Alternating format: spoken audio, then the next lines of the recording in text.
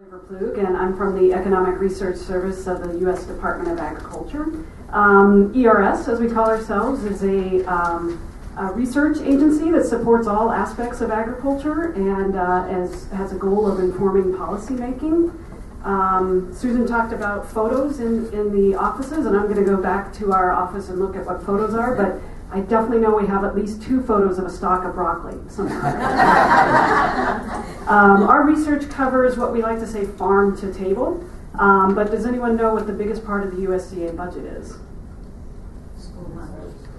It's food and nutrition assistance programs, about 60 or 70% of the USDA budget. So you may think of farms, and that's definitely true, but it's also the food side of it also, and also income support and anti-poverty programs. So in this audience, maybe it's a little bit of my educating some of what USDA does. We also cover natural resources and rural sociology.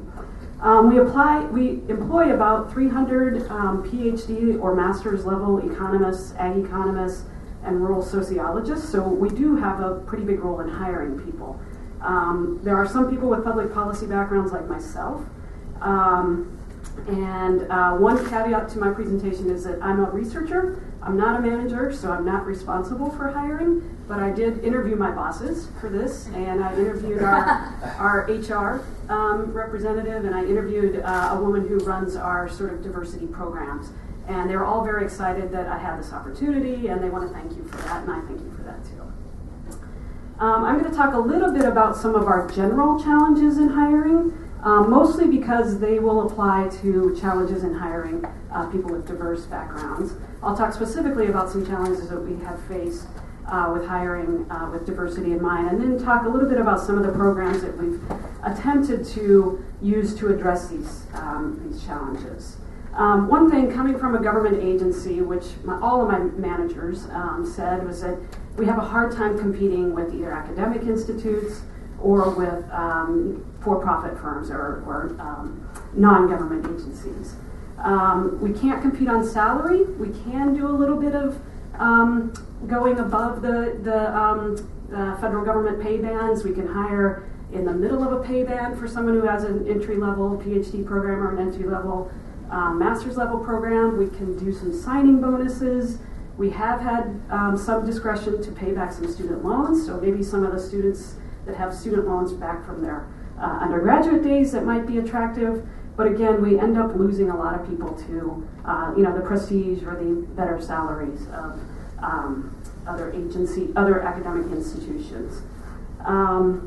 Another part of sort of a general challenge that may apply to this audience is that because we hire mostly people who do agricultural economics, or they have specific dissertation topics related to agriculture, we could do a better job of promoting sort of disciplinary diversity, both in terms of getting out in front of you, but also in terms of I could do better in my workplace. For instance, we just were going through the hiring process, and we actually interviewed someone with a public policy degree, and I heard my colleagues talk about it. Afterwards you're talking about the candidate, and they said, well, we just can't tell what their public policy, what are their skills of a public policy person. And I said, well, you know that I have a background in public policy. And they said, oh, we didn't notice. I don't know if that was good or if that was bad, but it was clearly showed that there's a little more, maybe a mismatch of information on both sides.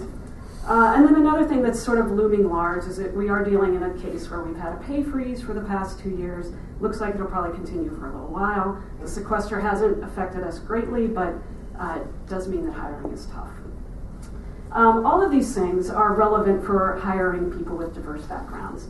When candidates do come out with diverse backgrounds, we feel like we're competing even more with the academic institutions and other places that are trying to hire as well.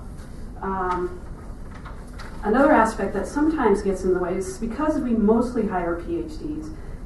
If the pool, both of my managers said that the pool of MA level and BA level is greater, but we don't hire a lot of them. So they felt like if they had more PhD students, it would be a little easier for doing that. Another challenge is that food and agriculture have not been popular topics, not popular overall, but especially perhaps in minority and underrepresented communities. The USDA itself does not have a stellar past in representing under minorities and underrepresented communities, so I think we fight that a little bit too. Now, times are different. Food and agriculture are actually pretty hot topics right now, so it's an opportunity for us to kind of reach out to other audiences, and so hopefully we can do that. And then the final thing that's sort of a challenge overall, I would say also, but also for, especially with the comments on networking that were made in the past panel, is that the government hiring process is a burden. So you don't just send a resume or a CV and a writing sample. We in the agency send out qualifications that we want for the candidates.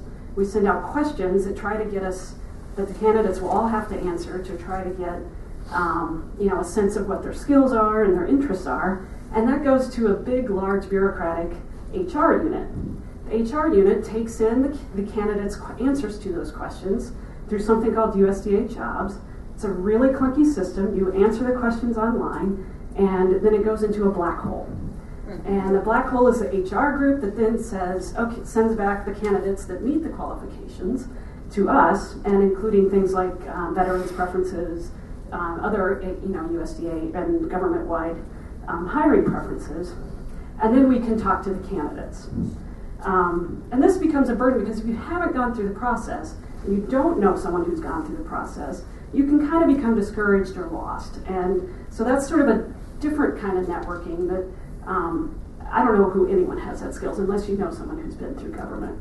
And the woman who actually runs our diversity programs just told me a story of, she was working with a woman who was trying to apply for one of our internship programs, and she had somehow talked to this woman, so she made a contact. And the woman put in her application. She looked like a good candidate. She was actually a non-traditional student who was coming back to school, and she accidentally put down that her birthday was 2013. And the system kicked her out because, it's inflexible. That was another sort of aspect that's kind of difficult for government. So I'd like to talk a little bit about what the USDA has been trying to do to increase diversity. We participate in a number of programs. Some of them are government-wide, some of them are specific to USDA. The Public Service Leaders Program, which I believe has an affiliation with the Hispanic Association for Colleges and Universities, and probably some of the other institutes and organizations here, offers graduate student funding. And we have just recently had a student who we funded his education at Harvard Public Health. During the summers, he came and worked for us and did research. He was assigned specific research projects. And now that he's graduated, he has a certain duty to serve in our agency for a number of years, and then he's free to do whatever he wants with his career. So we're very happy to participate in that program. USDA over the past decade has started what we call the 1890 Scholars Program, and it's a cooperation between the USDA and the Black land-grant colleges that were begun in 1890. That's where it gets its name. And the program awards scholarships to students to attend one of these schools, and we pay their college tuition, and then they come and work with us during the summer. When they graduate, they're free to do whatever they want. It's an undergraduate program. And again, this is trying to encourage students in minorities and underrepresented groups to get involved in agriculture. It doesn't really benefit us specifically because we mostly hire PhD and MA level, but I think we see it as a sort of a public service that maybe some of these students will make it through PhD programs or decide that's what they want to do and come back and remember us fondly. I think that this program is now going to be offered to any student. They don't have to go to the 1890 schools. I'm not quite sure why that is, but I think there's a recognition that there's a lot of great candidates at other schools, so that's probably part of it. And then USDA has a summer internship program, and it is a paid internship program. And my division has hired, I think, 4 this year. It's both graduates and undergraduates. They come in to do a research project and for 10 to 12 weeks and just get to know a little bit more about our agency and to try and get some kind of publication out of that.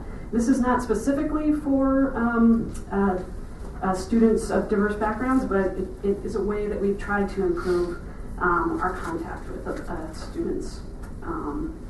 And then finally, ERS has also sponsored a distance learning program, again through the 1890 schools, but now that's been expanded to other schools as well.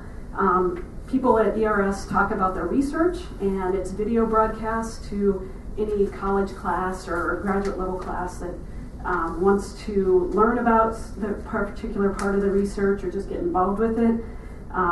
It is, again, a tool that tries to get some of our work out there, but also to get contact with students that might be coming through these schools. So those are some of the programs that we've tried to do, and I think the funding for them, since that came up in the last session, I think the funding for them, although it's small, these are not large programs, I think they're fairly steady, and none of the people I talked to said that they were worried about the funding for them. So hopefully that can continue. And I think if you have any reactions to these or maybe suggestions, I'd like to follow up with you on that and see how we can expand those more. So thank you.